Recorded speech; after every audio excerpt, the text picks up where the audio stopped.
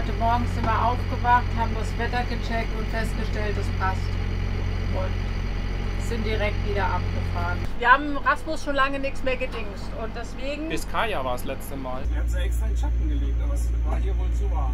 Ja. Das sind Spaghetti. Also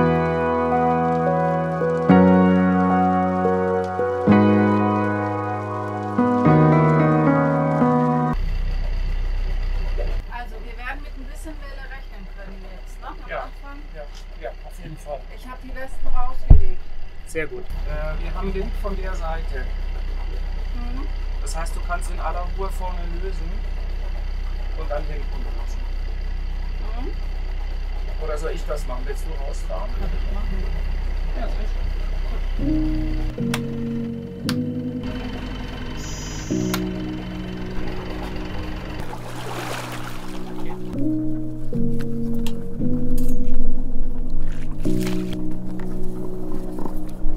Vorne los. Du kannst jetzt mal ausprobieren.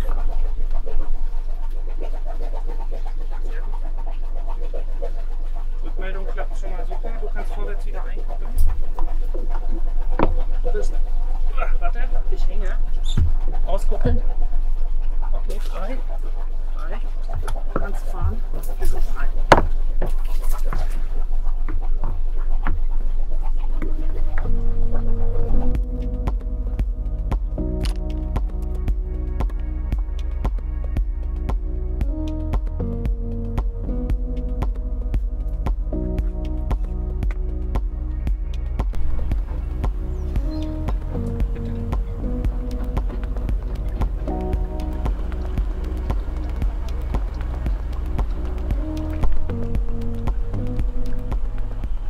Hier übrigens die Akka, das ist das türkise Schiff, was da in Sicht kommt, gehört ein Freund von uns, dem René, und das ist zu verkaufen. Das ist ein hübsches Schiff. Wir machen den Link unten in die Beschreibung.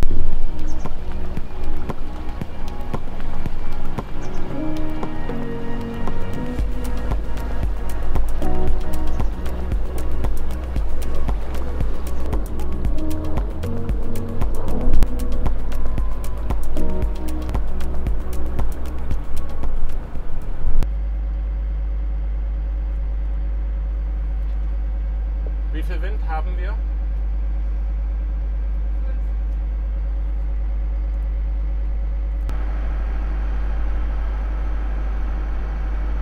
Wir sind ja wirklich Hals über Kopf von Mallorca abgefahren aus familiären Gründen.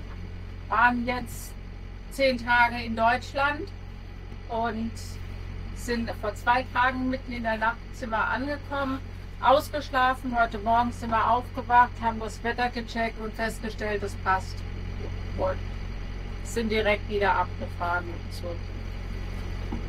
Wir waren ja, als uns die Nachricht erreicht hat, in Pollença, und wir wollen ja eigentlich irgendwie in dem Sommer nochmal Menorca, vielleicht auch Sardinien machen, also jedenfalls noch irgendwie unterwegs sein. Wir waren ja jetzt gerade mal 10 Tage unterwegs dieses Jahr und das soll nicht so bleiben, und deswegen wollen wir jetzt erstmal zurück. Die letzten 10 Tage waren extrem anstrengend. Also wenn einen sowas abends erreicht, so eine Nachricht, dass man dringend zurück muss, dann packt man ja innerhalb von 2 Stunden zusammen, egal wie müde man ist, wie fit man ist und wie das Wetter auch passt.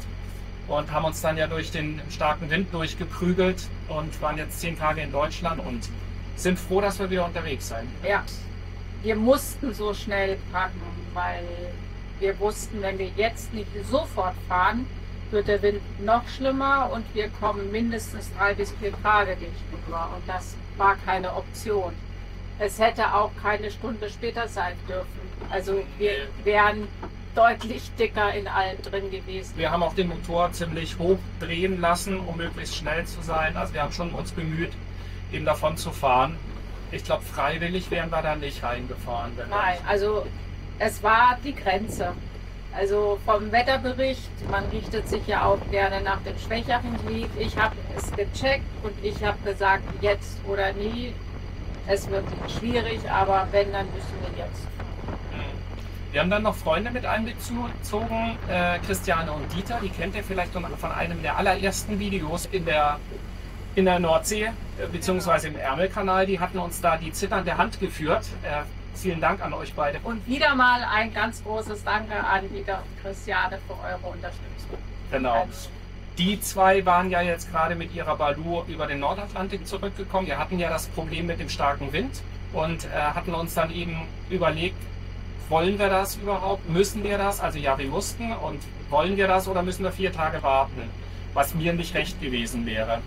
Und das Boot konnten wir ja nicht auf Mallorca liegen lassen. Wir mussten das ins Festland bringen. Und deswegen haben wir uns mit Christiane und Dieter nochmal abgestimmt. Die haben auch gesagt, ja, wir sehen das wie ihr. Das wird knapp. Aber dadurch, dass ihr ablaufen könnt, das heißt, dadurch, dass ihr das Schiff so drehen könnt, dass ihr den Wind im schlimmsten Fall von hinten habt und dann euch halt Richtung Valencia abtreiben lässt, kann man das machen. Und wir haben dann auch mit den beiden ausgemacht, dass wir alle 2 Stunden ein Update schicken, wo wir sind, falls wir aus irgendwelchen Gründen vom Bildschirm verschwinden. Wir hatten Starlink die ganze Zeit an und waren da in Kontakt darüber und das hat sich tatsächlich bewährt. Das war wirklich gut. Da werden wir mal ein Special drüber machen die nächsten Wochen, wie das läuft, welche Erfahrungen wir mit Starlink gemacht haben, wie wir das installiert haben und worauf man achten sollte, wenn man Starlink anhat. Und das war ja eine Krisensituation, als wir losgefahren sind und sowohl was das Wetter angeht kritisch, als auch privat war Gesprächsbedarf und deswegen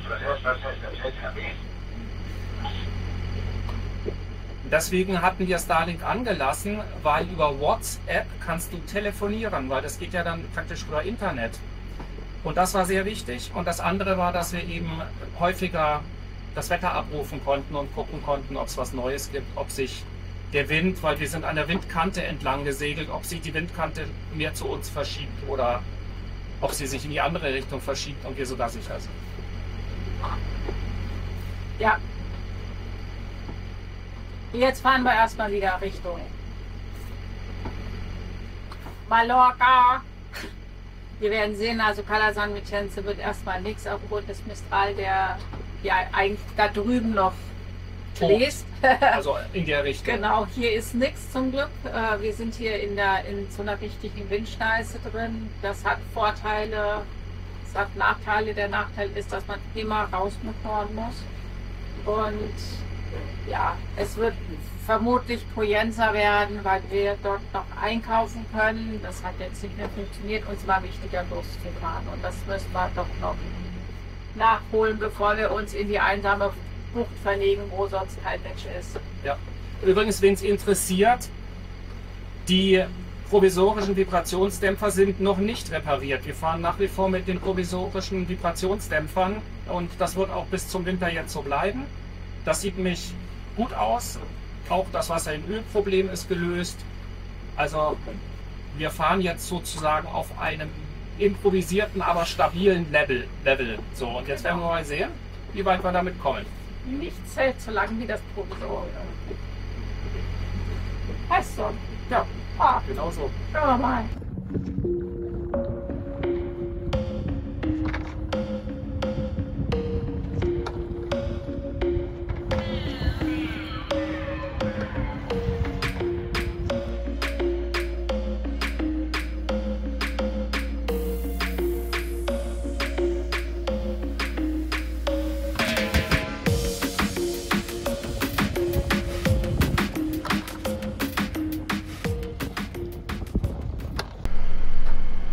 Je mehr, desto besser. Ja, nein, da hört die Freundschaft auf. Wir haben schon lange nichts mehr an Rasmus gespendet. Was sagt man Weiß dazu? ich nicht. Weiß ich. Geopfert, Geopfert. Gedingst. Wir haben Rasmus schon lange nichts mehr gedingst und deswegen... Vizcaya war das letzte Mal. Genau, Vizcaya war Vor das letzte Mal. 2,5 Jahren. Ja, da wird es Zeit. Vielleicht hätten wir das letzte Mal auch schon machen sollen. Und da wir jetzt ja wieder losfahren, in der Hoffnung, vielleicht auch ein bisschen länger unterwegs zu sein als 10 Tage, kriegt jetzt Rasmus wieder mal was geopfert. Wir trinken keinen Rum. Ich trinke am liebsten Gin und Christoph trinkt gar keinen Alkohol. Der hatte damals schon in der Vizcaya Gummibärchen geopfert. Und bei mir gibt es jetzt meinen Lieblings-Gin. Das ist hier der Gin Mare Capri. Der ist schwer zu bekommen. Der wird hier in Barcelona destilliert und der ist mit Zitronen, also mit Limonen. Der ist unfassbar lecker und da gibt es jetzt von mir einen Schluck.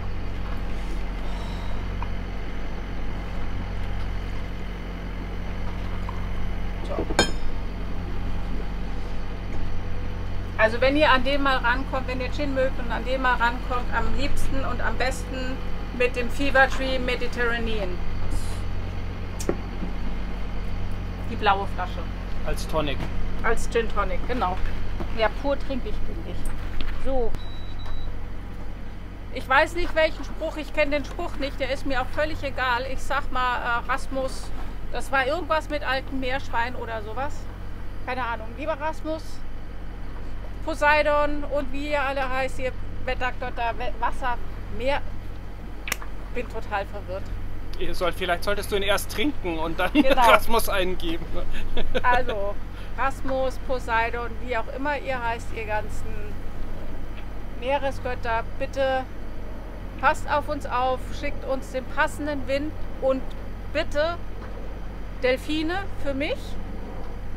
Und für mich Wale und Schildkröten. Christoph hätte gerne Wale oder Schildkröten, sei mal nicht so unverschämt. Alles. Alles. Ich hätte gern alles. Aber vor allem pass auf uns auf, dass uns nichts passiert und schick uns den richtigen Wind und keine Welle. Sind wir soweit? Ja.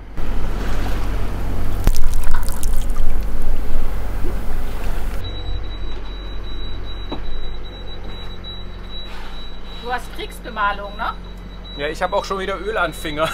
So kommt das halt, wenn ich den Motor nochmal checke, bevor wir abfahren. Muss ich die wirklich teilen? Ja. Lieber Poseidon! Oh, hier haben wir immer so ein Piepen und keiner weiß, woher es kommt. Ich habe schon alles durchgecheckt. Lieber Poseidon, bitte lass mir die Brille auf den Kopf und schick uns guten Wind und wenig Welle. Und ich hätte gerne, wenn es geht, Schildkröten oder einen Wal. Und für Marion bitte Delfine. Und pass auf uns auf.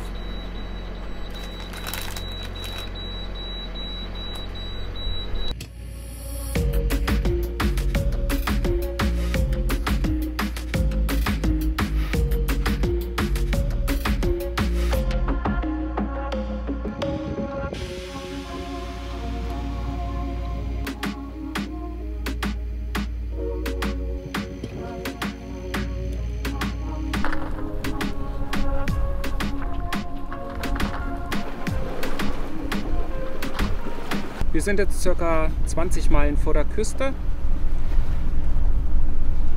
Auf der Backbordseite, ungefähr in 30 Meilen Entfernung, ist Mistral. Der bläst praktisch ja, genau in unsere Fahrtrichtung, aber parallel zu uns. Das heißt, er wird uns nicht treffen und er wandert auch nach Osten weg. Das heißt, wenn wir auf dem Kurs bleiben, dann werden wir den überhaupt nicht treffen. Weiter in die Richtung ist eine Gegenströmung und wir sind hier sozusagen auf der Wetterscheide. Wir haben jetzt ein bisschen Wind von vorne, ungefähr so 10 Knoten, deswegen habe ich auch beide Segel als Stützsegel, beziehungsweise auch um ein bisschen Fahrtwind noch ja, mitzunehmen, das beschleunigt ein bisschen, gesetzt. Und wir laufen natürlich unter Maschine, weil wir Gegenwind haben. Genau in den Wind hinein können wir nicht segeln. Das ist ein Kurs, den kein Segelboot segeln kann. Ja, es geht ganz ruhig dahin. Wir haben wenig Schiffsverkehr. Das ist so meistens so 10 Meilen vor der Küste vor Barcelona. Ich sehe hier ganz am Horizont einen Frachter, der dürfte so 20 Meilen weg sein. Oder nicht ganz so weit, 15 Meilen. Ich sehe nämlich die ganzen Schiffsaufbauten. Und uns trifft mittlerweile auch die Welle, die hier seitlich läuft. Deswegen rollen wir auch. Das ist aber noch nicht alles. Wir werden noch deutlich mehr bekommen. Wir haben im Moment vielleicht ja, einen halben Meter, vielleicht 0,6. Und dann ist ja die höchste Welle immer doppelt so hoch. Maschine brummt, Maschine läuft zuverlässig und Ach ja, genau. Ich versuche mich mal wieder im Angeln. Mir hat ein Angelfreund hier in Barcelona die Angel fertig gemacht soweit. Wir haben da dran vorne noch so einen rot-weißen Planschfisch. Der zappelt so übers Wasser und ja, schlägt auf die Wasseroberfläche. Und der soll Fische anlocken aufgrund des Geräusches, weil das Geräusch einen verletzten Fisch imitieren soll. Und da am Ende ist ein Köder angebracht, also nochmal in 2-3 Meter Entfernung, aber so, dass es der Fisch sehen würde. Und angeblich wurde mir gesagt, fängt man damit einen Fisch nach dem anderen. Ich habe jedenfalls noch nie was gefangen. Mag aber vielleicht auch kein Wunder sein, weil wir es bisher immer unter Maschine probiert haben. Und unter Maschine laufen wir keine 6 Knoten, jedenfalls nicht, wenn wir nicht Vollgas fahren. Und angeblich beißen die Fische erst ab 6 Knoten aufwärts. Vorher scheint es nicht interessant für die zu sein. Also wer da noch einen guten Tipp für mich hat, für Bonito-Angeln oder was ähnliches, also Fische in der Größe, Mahi-Mahi oder Bonito, der darf mir das gerne in die Kommentare schreiben, was ich dafür brauche. Ich habe viel an Bord, aber ich kenne mich nicht damit aus. So, naja. Ansonsten alle halbe Stunde einmal im Kreis gucken, ob alles noch in Ordnung ist und Hörbuch hören, entspannen. Es war anstrengend genug die letzten Wochen.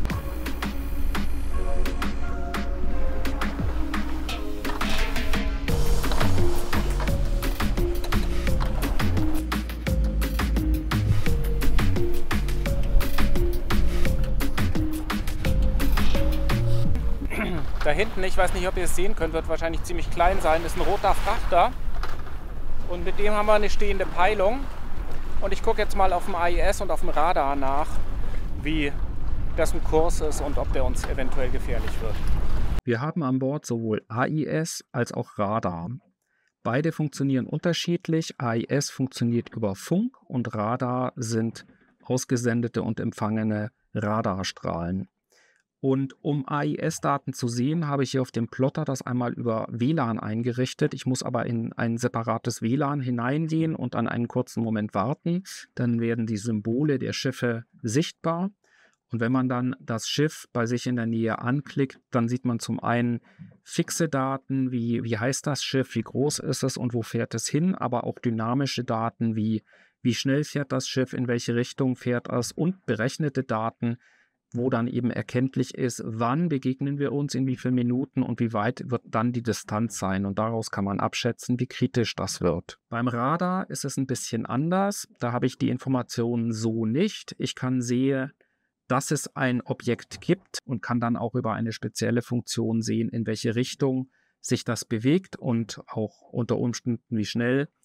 Aber das ist lange nicht so genau wie AIS. Beides sind sozusagen redundante Systeme, die sich gegenseitig ergänzen und auch unterschiedliche Stärken und Schwächen haben. Denn bei AIS kann ich zum Beispiel die Küstenlinie bei Nebel nicht sehen, das kann ich nur bei Radar. Gerade auf diese Frachter muss man aufpassen. Der fährt jetzt nur 13 Knoten, das ist relativ langsam. Die großen fahren teilweise das Doppelte, also 25 Knoten. Und wenn man sich überlegt, dass man bis zum Horizont ungefähr 16 Meilen sehen kann, dann heißt das, dass man ja so ungefähr eine halbe Stunde Reaktionszeit hat. Das heißt, auch deswegen macht es Sinn, den Horizont abzusuchen und auch deswegen macht es Sinn, ein AIS zu haben, weil dann sieht man das frühzeitig und kann das eben auch im Blick behalten. Wenn es jetzt wirklich mal sehr eng ist, wie zum Beispiel ja, vor Barcelona zum Beispiel, wo mehrfach Schiffsverkehr ist, oder vor Rotterdam, wo ja extrem viel Schiffsverkehr ist, weil man die dann auch besser einordnen kann und sicher sein kann, auf welche man sich wirklich konzentrieren muss, welche gefährlich sind, welche nicht. Unser AIS färbt die rot ein, die ein Problem sein könnten und alle anderen grün. Da sieht man also schon auf den ersten Blick, welche man im Blick behalten sollte. Also hier Entwarnung, er ist durch.